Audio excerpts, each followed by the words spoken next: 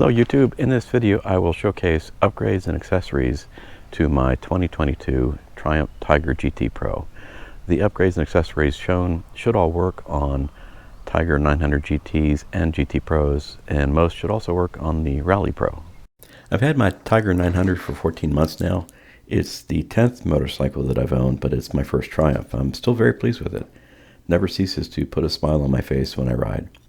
I have around 15 different accessories and upgrades to talk about, but I promise to go fairly quick. I'll start up front with the GV windscreen. It's an item I purchased early on, and a year later I still appreciate the extra wind protection that it provides. Also like that it works with the existing mount, so it's still easy to slide the windscreen up and down as shown. I'm 5'10", and I can see easily over the top of the windscreen. If I slide it all the way up, it does provide better protection in the rain, so I appreciate that as well. Moving on the TFT screen, I did add a Speedo Angels screen protector. It did not diminish the visibility at all, so I appreciate the protection it provides against wind and scratches. Also located up front, I have a GPS mounting bracket that I bought from ALI Express. I'm currently using it with a car GPS, a Garmin Drive 52, which of course is not motorcycle specific, so it is not waterproof, does not work with gloves, but I'm just not ready to shell out $500 for a Zumo. I will mention about the bracket from ALI Express. It's available in either 12 millimeter or 22 millimeter, and I mistakenly bought the more narrow 12 millimeter. So be forewarned, you may want the 22 millimeter. A few other quick comments about the bracket. The view of my TFT is blocked if the windscreen position is all the way down. So I do have to raise it up at least 3/4 of the way to still have visibility of the TFT screen. So, definitely a caveat to this inexpensive bracket. The bracket did also, though, come with a really handy USB connection that provides Apple iPhone, USB-C, micro USB connections. That's great. It also comes with a power cable to connect directly to the battery, and then the bracket has 2 USB connections on the side. I opted to just run a long USB extension cable that connects to the USB connection underneath the passenger seat, and just ran the cable underneath, and that way the GPS only comes on when the bike is turned on. Also up front, I bought some handlebar risers. These are also from ALI Express, and they're meant to help bring the handlebar up and back a little bit. They were not a significant improvement. It is a modest improvement, but given how reasonable the cost is, I don't have any regrets.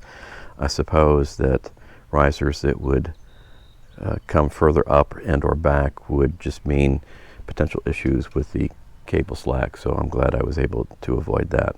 Next, I have a RAM mount X grip here for when I want to have my cell phone visible and accessible. I've often wondered how secure the grip is, but even with aggressive riding, the grip has held true. So I'm happy with it. I know there are legitimate concerns around vibration that can eventually damage the optical image stabilization in most smartphones. So for that reason, I try to avoid having my phone attached to the handlebars for any extended amount of time. Somewhat related, I hear some people complain about the handlebar vibration on the Tiger. I don't personally have any complaints. I don't know if that's because I installed these puppy comfort grips onto the bike early on. It is a cheap enhancement that I definitely recommend. Before moving away from the front, I did buy a DIN plug adapter located here. Currently have it plugged into the front DIN port. It gives 2 USB powered ports if needed. If I plug it into the front DIN, it's always on. Sometimes that can be handy, but I don't like to leave it in there for an extended period of time. I have left it plugged in, though, for a couple weeks. Did not experience any significant battery drain, but your mileage may vary. Now, before I move away from the front of the bike, I'll mention a purchase that I rarely use. I bought an inexpensive tank bag from ALI Express. The quality is good, especially for the price. But after hearing from other Tiger owners, it sounds like all of the tank bags for the Tiger share the common complaint that the ignition key area is blocked or difficult to get to, so removing and inserting the key can be a challenge. For that reason, I rarely use my tank bag. Within a few months of owning my Tiger, I bought the Sargent World Sport Adventure touring seat with the hope of getting a more comfortable seat. My tailbone gets sore pretty easily, and I wish I could say that this Sargent seat upgrade made a huge difference. Unfortunately, it did not. It is more comfortable than the stock seat, I'll say that, and it is still heated, but I'm not sure it was worth the roughly $550 upgrade that I paid to get that improved comfort. Now, a cheap enhancement that I purchased later on is this air cushion, which is from the Max Mile brand. It is cheaper than the Airhawk. I have used Airhawks on other bikes before, which I was happy with, but I'm also happy with this the Max Mile branded seat cushion.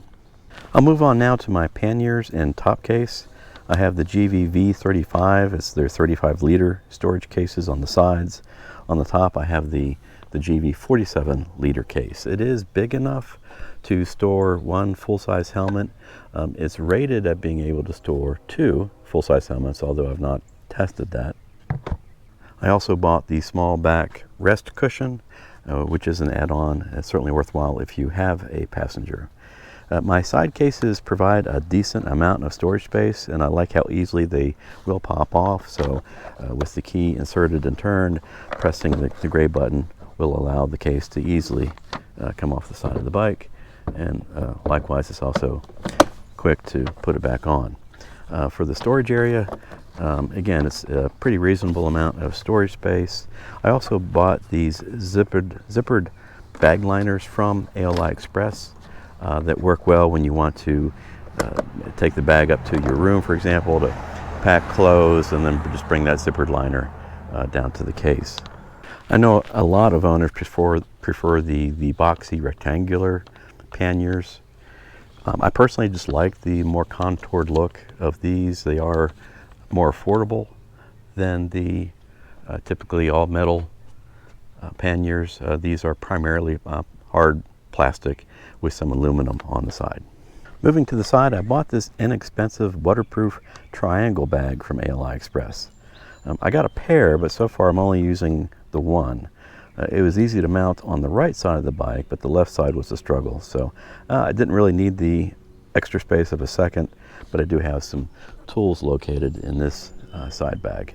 For crash protection, I added the SW Motec crash bars a few months ago. This was a difficult choice. There are lots of forum posts around the different brands and choices for crash bars.